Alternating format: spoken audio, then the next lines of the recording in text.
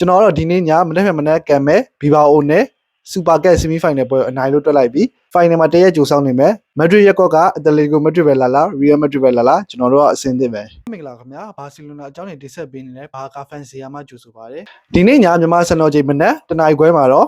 ့အတလက်တီကလပ်ဘီဘာအိုနဲ့ကျွန်တော်တို့ဘာစီလိုနာတီးဟာစူပါကက်ဆီမီဖိုင်နယ်ဖြစ်ဆော်ဒီအာရေဗျမှာရှင်မြန်ကစားမှာဖြစ်ပါတယ်စူပါကပ်ဘာလို့ဆီမီဖိုင်နယ်စလဲဘာလို့၄သင်းပဲပါလဲဆိုရင်အခု format တင်မှာဆိုရင် qualify ဝင်တဲ့အသင်းလေးတို့ရွေးတာကြတော့လာလီဂါချန်ပီယံရဲ့ကိုပါဒရီချန်ပီယံရဲ့လာလီဂါမှာဒုတိယရတဲ့တည်းရဲ့ကိုပါဒရီကဒုတိယရတဲ့တည်းရဲ့အဲ့လိုမျိုး၄သင်းကိုရွေးတယ်ဒါပေမဲ့ဒီနှစ်ကထူးခြားစွာပဲလာလီဂါချန်ပီယံလည်းဘာစီလိုနာကိုပါဒရီချန်ပီယံလည်းဘာစီလိုနာလာလီဂါရဲ့ဒုတိယစီသူလင်းသင်းကလည်းရီယယ်မက်ဒရစ်ကိုပါဒရီရဲ့စီသူလင်းသင်းကလည်းရီယယ်မက်ဒရစ်ဆိုတော့အမှနှစ်သင်းကသွားတိုက်နေပြီဆိုတော့လာလီဂါအမှတ်ပေးစားရဲ့တတိယအသင်းနဲ့စတုတ္ထအသင်းတွေဖြစ်တဲ့အက်တလက်တီကိုမက်ဒရစ်သင်းရဲ့အက်တလက်တီကလပ်ဘီဘာအိုအသင်းကိုထည့်လိုက်တာဖြစ်ပါတယ်ဟိုးရင်တော့ကန်တဲ့စူပါကက်ပုံစံအကြတော့လာလီဂါချန်ပီယံနဲ့ကိုပါဒရီချန်ပီယံနှစ်ကြော့ကန်ရတာပေါ့နော်နှစ်ကြော့မှာနိုင်တဲ့အသင်းကနေပြီးတော့ဖလားရတာပေါ့အခုကတော့ format အသင်းမှာကစားမှာဖြစ်ပါတယ်နှစ်သင်းရဲ့ဖောင်ကိုကြည့်မယ်ဆိုတော့ကျွန်တော်တို့ဘာစီလိုနာအသင်းကဖောင်ကအပြတ်သက်တာတယ်ပြိုင်ပွဲစုံချန်ပီယံလိကိုပါဒရီလာလီဂါအကုန်လုံးကိုပြိုင်ပွဲစုံ10ပွဲနိုင်ရရှိတာတယ်10ပွဲမှာတည်တပွဲမှာပါဘူး Frankfurt နဲ့ချန်ပီယံလိတပွဲလွင်ကျန်တဲ့ပွဲတွေအကုန်လုံးကဂိုးပြတ်တွေပဲအတလက်တီကလပ်ကတော့ဘာစီလိုနာနဲ့ကွဲပြားခြားနားစွာပဲနောက်ဆုံးဖောင်ကတော်တော်လေးကိုဆိုးဝါးပဲနောက်ဆုံး9ပွဲမှာတပွဲပဲနိုင်တဲ့တပွဲအောင်မှာဟိုအောက်လီကအတေကိုကိုပါဒရီမှာ1စီးနဲ့ကပ်ပြီးနိုင်တာပေါ့နော်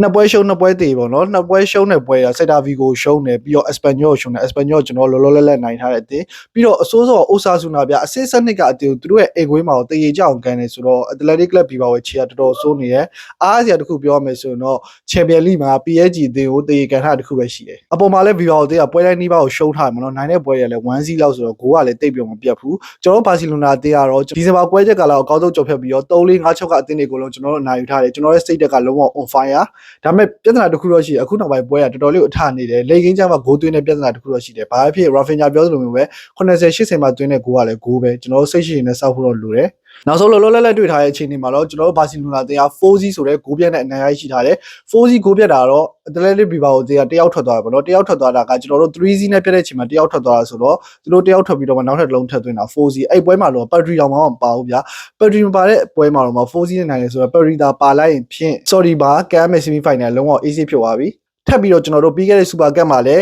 းဒီအက်တလက်တီကလပ်ဘီဘာအိုပဲဆီမီဖိုင်နယ်မှာအနိုင်ကန်တာဆိုတော့ကျွန်တော်တို့ဘီဘာအိုတည်းကလုံးဝလက်ကောက်အသင်းလေးပေါ့နော်အားကြောင့်ကျွန်တော်ဖိုင်နယ်မှာကြိုပြီးတော့စောင့်နေမယ်လို့ပြောတာပါအသင်းရဲ့ဖောင်ကိုကြည့်မယ်ဆိုလဲဘီဘာအိုကအခုလောလောဆယ်လာလီဂါရဲ့ဇယားမှာအဆင့်9မှာရပ်တည်နေတယ်ပေးကိုက20မှာ5ကိုတောင်မှရှိတယ်တွင်းကိုက18ကိုပဲရှိတယ် goal difference မှာတော့သူက minus ပြနေကျွန်တော်ဘာစီလိုနာတင်ကလောလောဆယ်အဆင့်1မှာပဲ Real Madrid ကို4မှတ်ဖြတ်ထားတယ်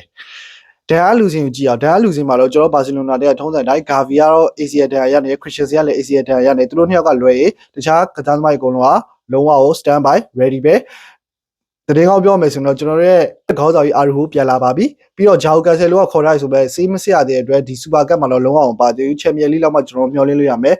မက်ရီတာစတစ်ကကျွန်တော်ရဲ့ဂိုးသမားကြီးကတော့ဂျီရိုနာအငှားထွက်တော့မယ်ဆိုတော့လာရဖို့တော့မသိကြတော့အဲ့တော့ဘယ်သူတွေပါမလဲဆိုရင်ယူအန်ကာစီယာပါမယ်မပါမဖြစ်လေတကယ်ရွှေဂိုးသမားလေးခဲစင်းမှာတော့ဂျော်မာတင်ကပြီးခဲ့တဲ့ပွဲဖောင်နယ်နဲ့ကြာပြီဆိုတော့နီးပြကြီးအဲရစ်ကာစီယာကို DM ထုတ်ပြီးတော့စင်တာဘက်ကိုပြတ်ထည့်ပါဆိုတော့ DM မှာဒီချောင်ထည့်ရမယ်လေဒီပွဲတွေအရေးကြီးတဲ့ပွဲတွေဆိုတော့ Left and right back မှာထုံးစံတိုင်းဘာဒီနဲ့ကွန်တီပဲအပြောင်းလဲမရှိဘူး DM position မှာတော့ Frankie De Jong ပြန်လာပြီ Center midfield position မှာတော့ကျွန်တော်တို့ရဲ့မော်ဆီယာလေး Pedri အတက် midfield မှာတော့ Dani Olmo တော့ပြန်ကောင်းပြီဒါပေမဲ့ Dani Olmo သုံးဖို့ဆိုတာတက်လောလောဆယ်ခြေစွဲပြနေတဲ့ Fermin Lopez ဘာလို့လဲဆိုတော့ Athletic Bilbao ကလည်းကျွန်တော်တို့အတေကိုတိတ်ပြီးတော့ပိတ်ဆုံးမှာမဟုတ်ဗျာ low block ဆုံးမှာမဟုတ် mid block လောက်ပဲဆုံးမှာဆိုတော့ Spain နေနေရှိရတဲ့အတွက် Fermin Lopez အတွက်အဆင်ပြေတယ်လက်ဝင်တဲ့ right wing မှာတော့ Marco Rashford ကတော့အရန်နေနဲ့ထားအောင်မယ် Rafinha ပဲရမဲရညာအထောင်တိုင်းစစ်မှာတော့ဟိုကောင်ငမန်းမပါတော့ဘူးထင်တယ်ကျွန်တော်လီဝဒိုစကီထည့်မလို့ထင်တယ်ဘာလို့ဆိုတော့လီဝဒိုစကီကပြီးခဲ့တဲ့ပွဲကလည်းအနာပေးပြီးခဏပဲသုံးထားတာဆိုတော့ပတ်ဒရီယောလီဝဒိုစကီရောလုံးဝကို energy ကအပြည့်ဖြစ်နေပြီးတော့လီဝဒိုစကီပါမယ်ဘီဘာအိုတဲ့ကဖောင်မဲဆိုးတာမဟုတ်ဘူးเนาะသူကဒန်အားလူစင်းမှာလည်းတော်တော်လေးကိုအချိန်နေဆိုနေဒန်အားလူစင်းနဲ့အများကြီးပဲဒါပေမဲ့အရေးကြီးတဲ့ကစားသမားတွေပြောရမယ်ဆိုရင်တော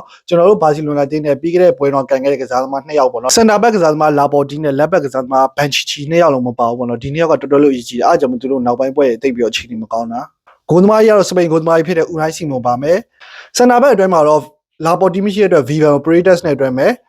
ဘန်ချီချီနေရာကိုဘိုင်ရိုဆိုရဲ့ကစားသမားကစားမယ် right back ကတော့သူတို့ရဲ့ထိုးတဲ့တိုင်းဂိုရိုဆိုပဲကစားမယ်ကွင်းလယ်မှာတော့ကျွန်တော်ဘာစီလိုနာနဲ့ကန်ခဲ့တဲ့အတိုင်းအပြောင်းလဲမရှိဘူးဒီကလာရီတာနဲ့ဂျာအိုဂီရီစာ2ယောက်ကစားမယ်တိုက်စစ်ကတော့ကျွန်တော်တော်တော်လေးသတိထားရမယ် attack midfield position ကိုတော့ဘာစီလိုနာပွဲတော့အနီကက်တီကယ်ဆန်းဆက်ပဲကစားမယ်ဘယ်ဘက်ချက်မှာတော့နီကိုဝီလီယန်ရှိတယ်ညာဘက်ချက်မှာတော့အင်တာဂီဝီလီယန်ရှိတယ်အထောက်တိုင်းချက်မှာတော့ဂူရူစီတာကစားမယ်ကျွန်တော်ဘာစီလိုနာပွဲနဲ့နည်းနည်းလေးကွဲသွားတာကြတော့ဂူရူစီတာနဲ့အင်တာဂီဝီလီယန်ပါလာတဲ့အတွက်နည်းနည်းလေးကျွန်တော်တို့ခက်ခဲမှုရှိတယ်ကျွန်တော်တို့ခံစီကတည့်ရတဲ့အတိုင်း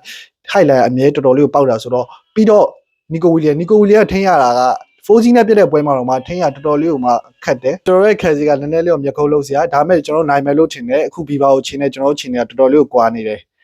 ဆော်ဒီမှာကစားမယ်မနက်ဖြန်မြန်မာစံတော်ကြီးတနင်္ဂနွေခွဲမှာကစားမှာဖြစ်ပါတယ်ဒီကိုတော့ဘယ်လိုထင်လဲဒီပွဲကိုဘာစီလိုနာနိုင်မယ်ထင်လားဆီမီဖိုင်နယ်ကိုကျော်ပြီးတော့ဖိုင်နယ်မှာမက်ဒရစ်ကအတလက်ကိုမက်ဒရစ်တက်မလားရီယယ်မက်ဒရစ်တက်မလားကောမှာရေးပေးခဲ့ကြပါဦးကြည့်ရှုအားပေးလူကြောက်ရှင်နဲ့ကျေးဇူးတင်ပါတယ်ခင်ဗျ